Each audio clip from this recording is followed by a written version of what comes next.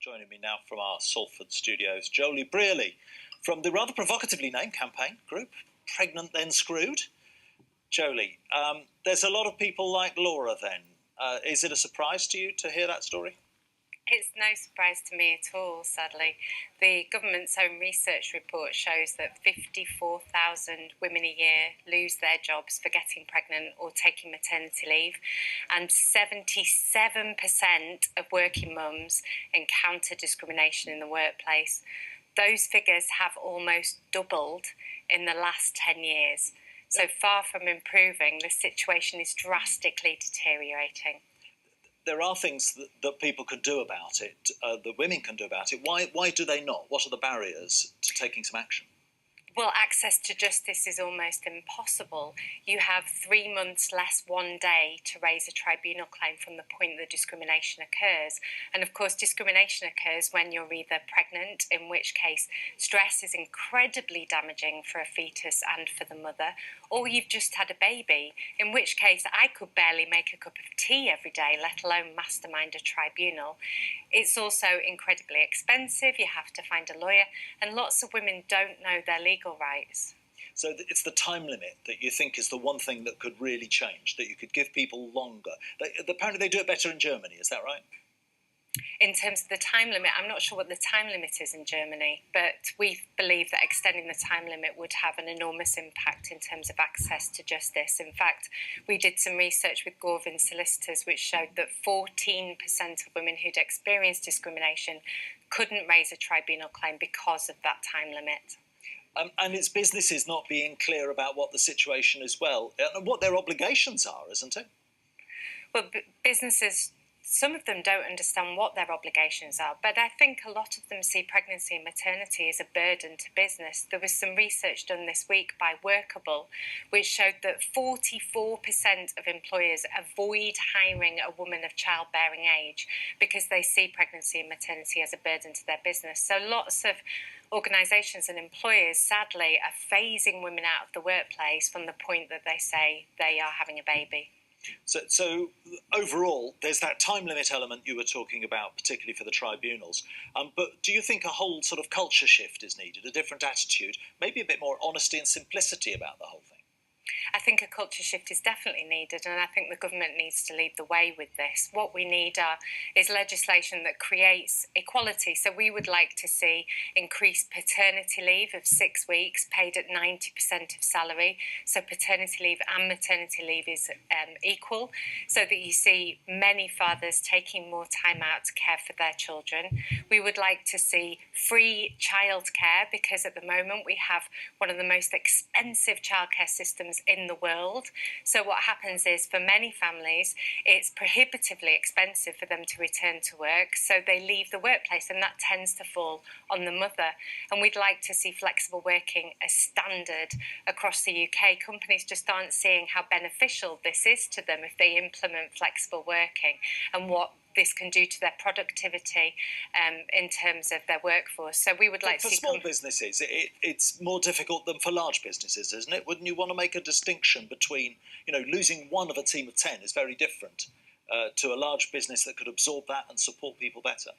But yes, we can see that it can be trickier for smaller businesses, but there isn't the cost element. That's a misnomer. The government pays maternity leave. It comes out of your own insurance that you pay.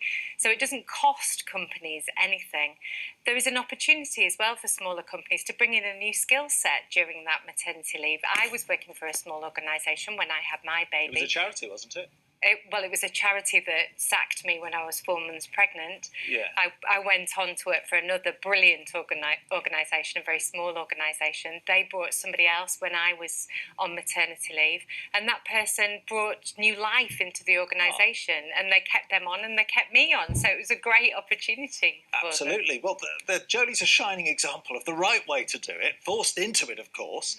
Layla, there is, however, isn't there, a burden on businesses, and you're as politicians, you could just throw this all out and say, right, we're regulating for this, we're making people pay for that, and you would actually be harming the economy, wouldn't you? Well, first of all, we've got to address the imbalance in why is it always the women who are hurt by this rather than the men. So I completely agree with we need proper paternity rights, because to deal with this properly, it's about equality. Yeah. And actually to suggest that men don't want to be there bonding with their kids right at the beginning is untrue. We know that. So shared parental leave was actually, it was Jo Swinson in her role as a coalition minister who really pushed that through.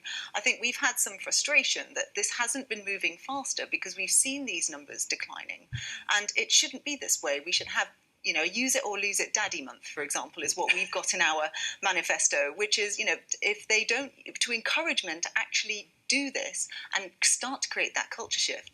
Yeah. The other side to it, I should say, is, Parliament's not exactly leading the way on this, is it? It took us so long to get proxy voting.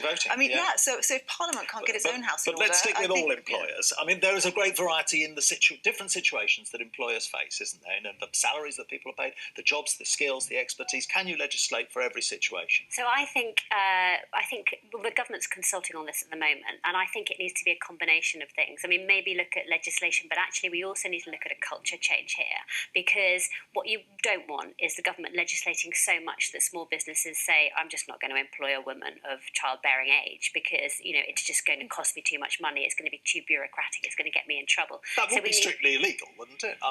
To make that sort of discrimination on hiring. Yes, but you don't want to ever put businesses in that sort of position, do you? It does look like they're doing it at the moment. Which is why you have to be very careful. I think part of it is, as Jolie said, it's a lot of the time is businesses that don't understand their legal position, and actually women who don't understand their legal rights as well.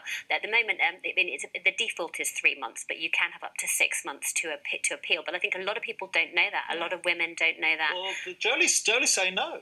You can only have up to 6 months if you have a valid reason for it going over 3 months. For example, you've been very unwell and you can prove you've been unwell. You can't just say, I'm sorry, I've been feeling very depressed, very exhausted, I haven't been able to get my stuff together. Why have a time limit anyway, Caroline? Well, because obviously you have to have some sort of limits, but I think the government is consulting on this. But I think also the government's also consulting on whether the protections should go beyond the moment that somebody comes back to work, because a lot of the women that we're hearing about, it's not that they were fired or that their life was made difficult while they were pregnant. It was actually after they'd come back. So one of the things we're consulting on is whether that protection should continue for a while after women actually get back into the workplace, to make sure that they're supported. Because I agree with Jolie, I think that actually, in the department that I work in, we've got a lot of women who are on job shares, and they are amazing. They do an incredible job. You get more than 2 for the price of 1. You get, I think, 3 for the price of 1, and you get the benefits of 2 amazing brains. And I think businesses need to see the benefits of this. I ran a business for 20 years before I became an MP. What is the point of losing someone that you've invested so much in their training and in their expertise? You need to keep them on your side. In some ways, Jolie, actually, you hear women setting up their own companies because they were so fed up about going back to work and wanting to do it better for themselves. In some ways, it's stung people into doing it for themselves. It has, absolutely. We've seen a massive spike in mums setting up their own business because they can't go back to work. It's been made so impossible for them. Can I just talk about the consultation that Caroline was talking about? What is it you'd like to see from it? This is about extending protections from redundancy. At the moment, you have enhanced protection when you're pregnant. When you're on maternity leave, you don't have it when you return. However, the research shows that you're much more likely to be made redundant when those enhanced protections exist than when they don't. So there's very little point in enhancing protections that aren't working in the first place. Right. We also know that 0.6% of women who experience discrimination even raise a tribunal claim.